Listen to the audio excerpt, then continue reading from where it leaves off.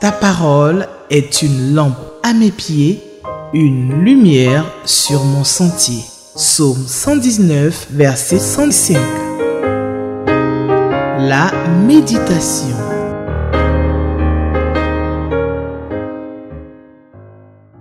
Chers téléspectateurs, shalom.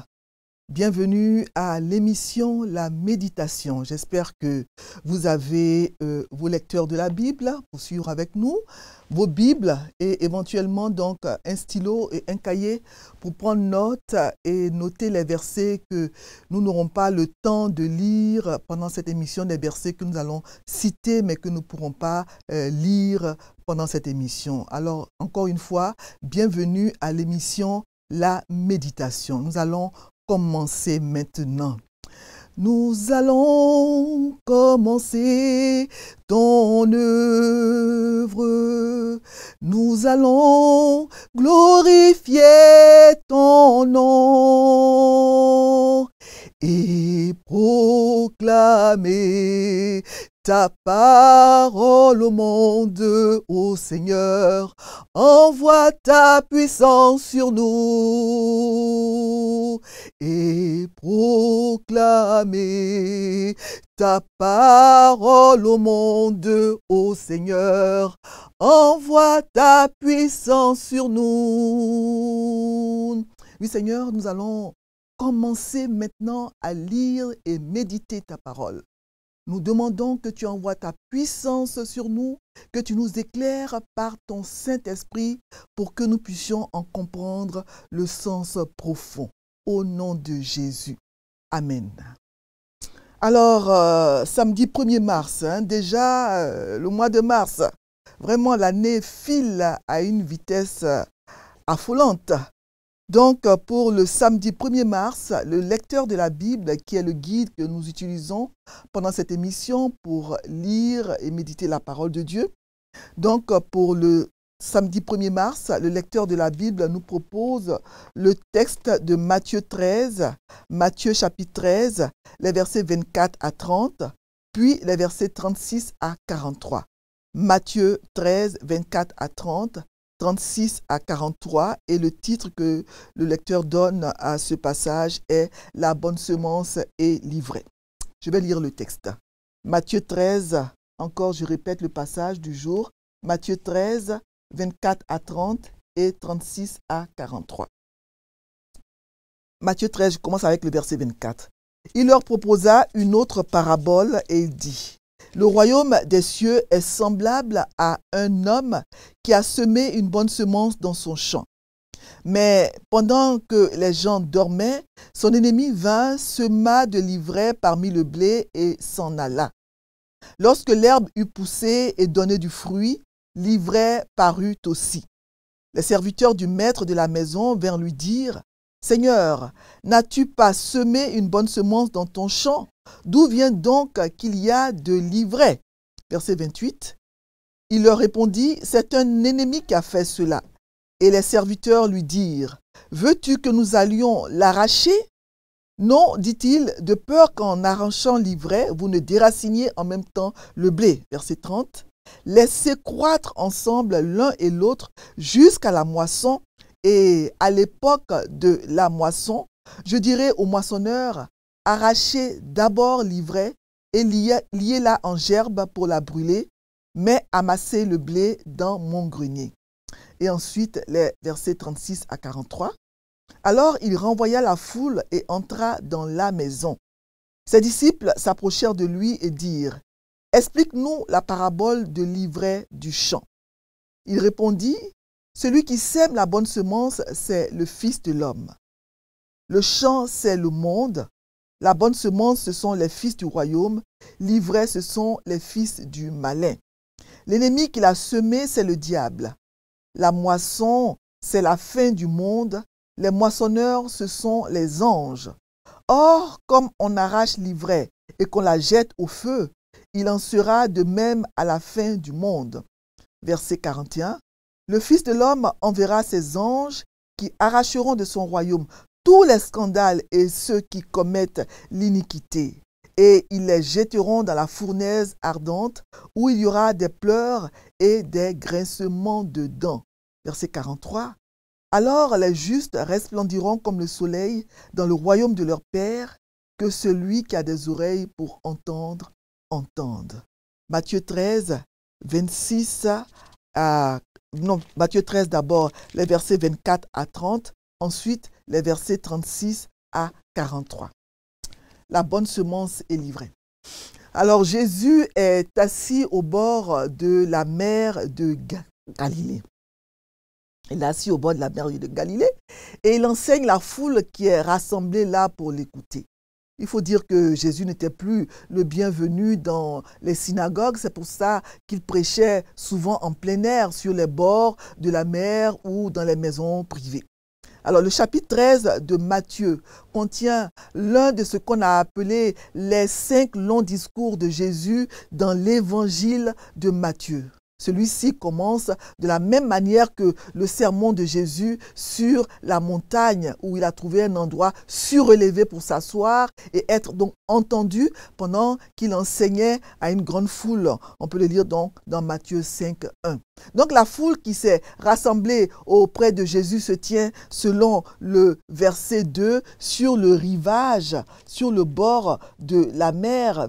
Matthieu 13, 2 dit, une grande foule s'était assemblée auprès de lui et il monta dans une barque et il s'assit. Toute la foule se tenait sur le rivage. Voilà, donc Jésus monte et s'assoit dans une barque pour être mieux entendu par la foule. Vous savez, à l'époque, il n'y avait pas de micro, alors pour être mieux entendu par la foule, Jésus se tient donc dans une barque qui est un endroit surélevé et se met à enseigner la foule. Après avoir donc raconté à la foule la parabole de la semence qui tombe sur 4 terrains différents, Jésus raconte ici dans les versets 24 à 30 la parabole du bon grain plutôt et de l'ivraie. C'est l'une des 3 seules paraboles pour lesquelles Jésus donne une explication détaillée dans l'évangile de Matthieu. Et ces 3 paraboles se trouvent toutes ici au chapitre 13. La première parabole, c'est la parabole du semeur, dont la semence se répand sur 4 types de sols différents. C'est la première dans les versets 4 à 8. Nous avons ensuite la parabole de la bonne semence et de l'ivraie, le texte que nous lisons aujourd'hui dans les versets 24 à 30. Et ensuite, dans les versets 47 à 50, nous avons la parabole du filet, où les bons poissons sont séparés des mauvais poissons. Alors, on note cependant certaines différences entre la parabole du semeur et celle des terrains, parce que dans la parabole des terrains, la graine, elle représentait la parole de Dieu plutôt. Ici, la bonne semence représente les vrais croyants. Et le but de ces 2 paraboles est complètement différent. La parabole des terrains montre comment les hommes reçoivent et répondent, réagissent à la parole de Dieu. Et la parabole de l'ivraie, elle montre comment Dieu séparera donc les vrais croyants des faux croyants à la fin des temps. Alors, il faut savoir que l'ivraie, c'est une plante vénéneuse qui est apparentée au blé. Elle ressemble beaucoup au blé et il est pratiquement impossible de distinguer l'ivraie du blé jusqu'à la formation des épis. Alors, notre texte du jour se divise aisément en 2 parties. D'abord, dans les versets 24 à 30, Jésus raconte la parabole. Et dans les versets 36 à 43, Jésus explique la parabole du bon grain et de l'ivraie. Alors, dans les versets 24 à 30, Jésus raconte la parabole de la bonne semence et de l'ivraie qui décrit l'œuvre d'un ennemi qui a tenté de détruire l'œuvre d'un homme, un homme qui avait semé de la bonne graine dans son champ. Le but de l'ennemi, en semant l'ivraie parmi le blé, était de détruire le blé. Mais le fermier avisé n'a pas permis à l'ennemi de réussir. Au lieu de cela, l'agriculteur, le fermier, il a décidé d'attendre le moment de la récolte pour faire le tri. Ce mélange devenu visible au moment de la moisson, alors les serviteurs du maître, ils veulent y remédier en arrachant l'ivraie. Donc, au moment où le grain, le bon grain, le blé se met à croître avec l'ivraie, donc la différence est devenue visible entre les deux. Alors, les serviteurs, ils veulent donc tout de suite arracher l'ivraie. Et le maître, le fermier, il dit non, ne le faites pas. De peur qu'en arrachant l'ivraie, vous ne déraciniez le blé avec elle. Laissez-les croître tous deux ensemble jusqu'à la moisson. On peut se demander, mais au fait, où étaient les serviteurs quand l'ennemi semait l'ivraie? Ils dormaient simplement, certainement, ils n'ont pas été vigilants, ils n'ont pas pu empêcher l'ennemi de semer l'ivraie qui a déjà poussé. Il est donc plus sage, maintenant que l'ivraie a été semée, il est plus sage d'attendre le bon moment pour l'arracher, pour l'extirper. Et dans son explication des versets 36 à 43, Jésus a clairement expliqué ce que représentent les différents personnages de la parabole. Le champ représente le monde dans lequel nous vivons, avec différents types de personnes, des croyants comme des incroyants et aussi des faux croyants. Les bonnes graines, donc le blé, la bonne semence, représentent le vrai peuple de Dieu, les vrais croyants, les fils du royaume. L'ivraie représente les faux croyants du monde qui, de la même manière que l'ivraie ressemble fortement au blé, peuvent superficiellement ressembler aux vrais croyants pendant un certain temps. Mais à un certain moment, la différence sera claire et visible. Cela peut se faire déjà même sur cette terre, mais la séparation entre le bon grain et l'ivraie, entre les vrais croyants et les faux croyants, ceux qui ne sont pas sincères dans leur foi, ceux qui font semblant, ceux qui donnent l'impression d'appartenir au Seigneur alors qu'ils ne le sont pas réellement, alors qu'ils font souvent dans le secret, quand personne ne les voit, des choses que le Seigneur désapprouve, cette séparation se fera au dernier jour, au jour du jugement dernier. Tant que le peuple de Dieu sera encore dans ce monde, il y aura toujours des faux croyants et des incroyants parmi eux. Voilà, des incroyants qui vont se mettre avec les faux croyants. Donc l'ennemi qui les a semés est le diable. Celui qui a semé donc l'ivraie, qui a semé les faux croyants, disons, c'est lui le diable. L'ennemi qui plante des contrefaçons dans le monde et dans la communauté du royaume. C'est lui qui met au milieu des chrétiens, dans les assemblées, des églises, là où les enfants de Dieu se retrouvent, des contrefaçons. Ce sont des personnes qui font semblant d'être chrétiens, mais qui en réalité ne le sont pas. C'est pourquoi le simple fait d'être membre de la communauté chrétienne, le simple fait d'aller à l'église ne suffit pas. Beaucoup de gens vont à l'église et sont même engagés dans les différentes structures de l'église, mais sans être vraiment convertis. L'homme ne peut que voir l'extérieur avec ses yeux, mais Dieu, il voit ce qu'il y a réellement dans le cœur. C'est lui qui sonde les reins et les cœurs. Le Seigneur lui-même dit, c'est à leurs fruits que vous les reconnaîtrez. Et les moissonneurs sont les anges. Le Fils de l'homme, il va envoyer ses anges, les anges de Dieu, ils auront donc un rôle particulier à jouer à la fin des temps dans le jugement des gens du monde. Donc ce n'est pas le travail de l'Église d'éliminer ceux qui semblent être chrétiens mais qui ne le sont pas en réalité. Ce n'est pas le travail des chrétiens. C'est le travail de Dieu qui à la fin des temps enverra ses anges pour séparer l'ivraie du bon grain. Jusque-là, donc, l'explication de la parabole ne dépasse pas ce que le Seigneur a dit en la prononçant. Mais dans les versets 40 à 43, Jésus donne des développements nouveaux qui concernent le temps du jugement dernier. Voilà. Il dit donc dans ces versets que comme l'ivraie, comme on arrache l'ivraie et qu'on la jette au feu, il en sera de même à la fin du monde. Le Fils de l'homme, donc, il va envoyer ses anges qui vont arracher de son royaume tous les scandales, ceux qui commettent l'iniquité, et ils vont les jeter dans la fournaise ardente où il y aura des pleurs et des grincements dedans. Et alors les justes resplendiront comme le soleil dans le royaume de leur Père. Voilà. Qui a des oreilles pour entendre, entendre.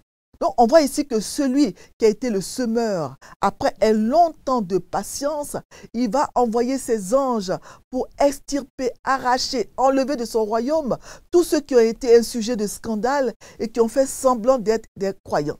Ils seront jetés dans la fournaise de feu. Puis les justes sont vus ici établis en gloire dans le royaume de leur Père. Là, ils resplendiront comme le soleil. Alléluia. Ce sera vraiment beau quand nous serons là-haut, loin des problèmes et bruits inutiles de ce monde, dans la paix, la joie, la félicité, et cela pour l'éternité.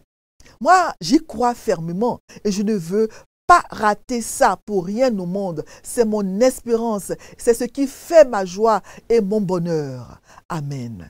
Voilà. Alors donc, on voit que les incroyants, l'ivraie, les faux croyants seront donc jetés dans la fournaise de feu. et les justes vont briller comme le soleil dans le royaume de leur Père. Jésus donc a utilisé cette parabole pour illustrer clairement la vérité selon laquelle il existe deux chemins différents et deux destinées éternelles. Il n'y en a pas trois, il n'y en a pas quatre. Une fournaise de feu qui représente donc la destinée des faux croyants et une gloire rayonnante qui représente l'autre destinée, la destinée des vrais croyants. Le sort de ces impies que représente l'ivraie donc sera le feu, le plus terrible des châtiments. Nous avons ici une petite description de ce que sera l'enfer. C'est un lieu de souffrance, un feu qui brûle en permanence mais qui ne consume pas, qui n'anéantit pas. Un lieu de lamentation et de grincement de dents. Les gens qui y seront ne seront pas endormis, mais ils seront bien vivants, lucides, et ils vont ressentir pleinement les souffrances, la douleur. C'est terrible. Beaucoup de gens ont du mal avec l'idée de l'enfer. Ces gens ne croient pas, beaucoup de gens ne croient pas que l'enfer est une réalité. Ces personnes disent, mais comment un Dieu qui est amour, il peut faire souffrir ses créatures dans un lieu comme l'enfer? Et ils n'arrivent pas à concilier l'idée de l'enfer avec le fait que Dieu est amour. Mais l'enfer n'est pas une invention humaine. Ce n'est pas moi qui en parle, c'est la Bible, la parole de Dieu, qui en parle. Et la parabole du bon grain et de l'ivraie fait partie des textes bibliques qui parlent clairement de l'enfer. Dieu est amour, mais c'est aussi un Dieu de justice. Dans son amour, il avertit avant de punir. Dans son amour, il pourvoit au salut des êtres humains en donnant Jésus pour qu'il meure à la place du pécheur. Dans son amour, il nous parle et il nous avertit de plusieurs manières, particulièrement par sa parole. Mais l'être humain est têtu et ne veut pas croire. Et dans sa justice, Dieu ne peut pas laisser impuni le péché. Le péché doit être puni. Et Romains 3, 23 nous dit bien que le salaire du péché, c'est la mort éternelle. La punition du péché, donc, c'est la mort éternelle. La séparation éternelle d'avec Dieu, dans un lieu de souffrance et de tourment. La Bible dit la vérité. Elle ne ment pas. Si tu ne veux pas aller dans ce lieu de tourment qu'est l'enfer, viens à Jésus et repens-toi de tes péchés pendant que tu es encore vivant. Parce qu'après la mort, il sera trop tard. Alors, le lecteur nous propose, pour réfléchir sur le texte que nous venons de lire, deux questions. La question 1 et la question 7. La question 1, de quoi ou de qui parlent ces versets? Donc, j'ai répondu à la question 1 dans mon commentaire. De quoi ce sont les choses et de qui ce sont les personnes, les personnages. Alors, la question 7, c'est quelle vérité Dieu me révèle-t-il dans ce passage? Alors la parabole du blé et de l'ivraie pose le problème de la coexistence du bien et du mal dans ce monde. Alors dans le champ qui représente le monde dans lequel nous vivons, le blé coexiste, le bon grain coexiste avec l'ivraie. Il est souvent impossible de distinguer les deux plantes. La vérité que Dieu nous révèle dans ce passage est que de la même manière que l'ivraie pousse avec le bon grain, tant que nous serons dans ce monde, le bien coexistera avec le mal, les vrais croyants avec les faux croyants. On se pose souvent la question, mais pourquoi il y a tant de souffrance dans le monde? Pourquoi Dieu laisse faire? Pourquoi Dieu laisse l'ivraie croître à côté du bon grain? Pourquoi il ne la détruit pas tout de suite? Il faut savoir que Dieu, dans son amour et dans sa patience, laisse aux hommes le temps de se repentir. Une autre vérité est que cette parabole de Jésus laisse clairement comprendre que le mal ne vient pas de Dieu, mais de l'ennemi, du malin, du diable astucieux, qui sème le mal au milieu du bien, de sorte qu'il est difficile de le trier nettement. Le mal vient du diable et non de Dieu. Les serviteurs impatients veulent arracher l'ivraie. On veut que Dieu punisse tout de suite le méchant et le fasse périr. Mais notre Dieu est patient et il veut que le méchant se repente et qu'il vive. Dieu voit mieux que nous. Il sait mieux que nous ce qui est bien.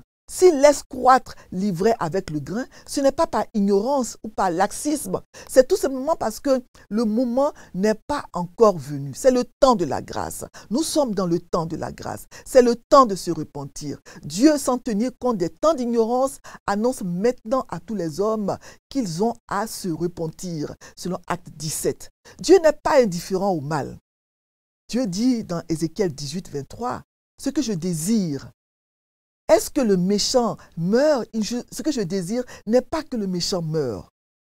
il dit, ce que je désire, c'est que le méchant change de conduite et qu'il vive. Ézéchiel 33, 11 dit aussi, ce que je désire, ce n'est pas que le méchant meure, c'est qu'il change de conduite et qu'il vive. Voilà ce que le Seigneur dit, c'est vraiment beau. Notre Dieu est un Père patient, toujours à nous attendre, le cœur sur la main, prêt à nous accueillir pour nous pardonner. Il nous pardonne toujours si nous nous adressons à lui. On a l'exemple du père du fils prodigue qui attendait que sur le chemin que son fils revienne. Le propriétaire du champ ne prend pas le mal pour le bien. Il sait ce qui est bon ou mauvais. Cela dit, il ne permet pas à ses serviteurs de se précipiter pour arracher l'ivraie. Ce n'est pas à eux de le faire. Il n'appartient pas aux hommes d'arracher l'ivraie, de tuer ceux qui sont des faux croyants. Le travail de Dieu qui enverra, c'est le travail de Dieu qui enverra ses anges faire le tri à la fin des temps, pas le nôtre. Nous, notre rôle, le rôle du chrétien, c'est de poursuivre la mission que Jésus lui a confiée. Proclamer la bonne nouvelle du royaume de Dieu. Le royaume de Dieu est proche. Il ne faut pas s'attendre à une intervention immédiate de Dieu pour détruire le méchant. Parce que Dieu est patient et miséricordieux. Le tri se fera à la fin du monde, au cours du jugement dernier. Et nous aurons beaucoup de surprises au ciel. Parce qu'une personne, même si elle a été incroyante toute sa vie, peut se convertir au dernier moment, avant sa mort. Souvenez-vous de l'histoire du brigand sur la croix. C'était un brigand. Il avait volé, tué, massacré, que sais-je encore. Parce que c'était les grands criminels qu'on condamnait à une mort atroce sur la croix. Donc s'il avait été condamné à mourir sur la croix, c'est que c'était un grand bandit. Mais ce brigand, quelques minutes avant sa mort, s'est repenti et a demandé pardon à Jésus. Et qu'est-ce que Jésus lui a dit dans Luc 23, 43, que nous n'allons pas lire? Aujourd'hui même, tu seras avec moi dans le paradis. Cet homme, tout brigand qu'il a été pendant toute sa vie, tout brigand qu'il avait été pendant toute sa vie, sera au ciel avec nous, parce qu'il s'est repenti avant de mourir. Ce n'est donc pas à nous de faire le tri, mais à Dieu. Dieu nous a confié la mission d'annoncer la bonne nouvelle du salut. C'est cette mission qu'il nous a confiée, pas celle de faire le tri. Ça, c'est le travail de Dieu et de ses anges. Donc, cette parabole de Jésus montre clairement que toute tentative d'enlever la mauvaise graine ne sera qu'aggraver les dégâts sur les récoltes. Cela s'est produit bien trop souvent dans l'histoire de l'Église, dans les congrégations, les confessions, etc. Certaines personnes étaient déterminées à éliminer quiconque n'était pas d'accord avec la bonne interprétation de l'Écriture. Mais il faut faire attention. Il y a aussi ceux qui prononcent un jugement sur des personnes extérieures à l'Église, sur des personnes d'autres confessions, par exemple, les déclarant destinés à l'enfer, à la damnation éternelle. Que le jugement soit concentré à l'intérieur ou à l'extérieur de l'Église, il cause de graves dommages à l'Église et à sa mission. Notre rôle à nous, c'est de faire en sorte que l'Évangile soit annoncé, proclamé partout dans le monde parce que Jésus revient bientôt. C'est ce que nous devons faire. Aller par tout le monde et annoncer la parole de Dieu. Ça, c'est le travail du chrétien, mais ce n'est pas à lui de faire le tri entre le bon grain et l'ivraie. Que le Seigneur nous aide vraiment à ne pas être des personnes qui jugent parce que c'est le rôle de Dieu. Nous avons un rôle qui nous a confié, une mission qui nous a confiée et la mission est de proclamer la parole de Dieu. Donc, comme je l'ai dit aussi, on voit dans ce passage une autre vérité, c'est que l'enfer est une réalité, que l'enfer, c'est une fournaise ardente. L'enfer, c'est un lieu de souffrance, un lieu où il y aura des pleurs et des grincements de dents. Jésus ne décrit pas l'enfer comme un lieu de plaisance. Alors, faisons attention. L'enfer, c'est une réalité. Ce qui est écrit dans la parole de Dieu est vrai. Repentons-nous pendant qu'il est encore temps, parce que ceux qui n'auront pas cru iront en enfer, un lieu de pleurs et de grincement de dents. C'est un avertissement qui nous est donné et que nous devons prendre très au sérieux pendant que nous sommes encore sur cette terre. Voilà. Nous allons donc nous arrêter là et prier le Seigneur. Seigneur notre Dieu, nous te disons merci pour ta parole. Nous avons besoin d'entendre ce genre de message aujourd'hui parce que beaucoup de personnes pensent que l'enfer, n'est pas une réalité. D'autres disent, oh, Dieu est tellement bon qu'il ne fera pas souffrir ses créatures en enfer. Mais quand nous lisons la parole de Dieu, parole qui est la vérité, nous voyons que tu nous parles de l'enfer, ce lieu de souffrance, et tu nous avertis pour que nous ne puissions pas y aller. Tu dis que les justes vont resplendir comme le soleil dans le royaume de leur Père. Et nous voulons, Seigneur, être des justes qui vont resplendir dans le soleil, vivre dans la félicité éternelle avec toi. Merci Seigneur pour ce texte que nous venons de lire, qui nous rappelle à l'ordre et qui nous pousse vraiment à prendre au sérieux notre vie chrétienne, parce que l'enfer c'est une réalité, le paradis c'est une réalité. Merci pour ta parole, qu'elle puisse tomber sur des terres fertiles afin de porter du fruit. Amen. Amen. Merci pour tous ceux qui ont suivi cette émission jusqu'à la fin. Que celui qui a des oreilles pour entendre, entende. Maranatha, Jésus revient bientôt. Amen. Ta parole est une lampe à mes pieds, une lumière sur mon sentier. Psaume 119, verset 105. La méditation.